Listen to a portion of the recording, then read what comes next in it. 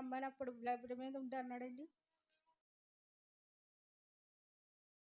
X ray ఇది operation పడద్ది నడవడానికి అనేవారండి. కొంతమంది ఏం పడదని అనేవారండి టెస్టులు చూసి.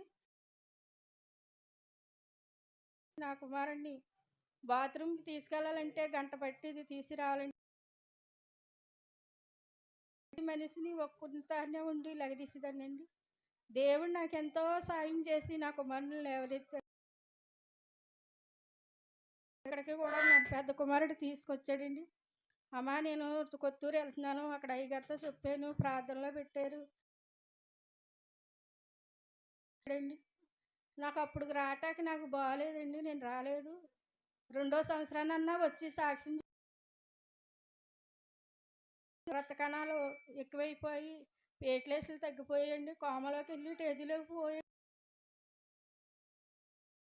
అయ్యగారు అమ్మగారు ఇంటికి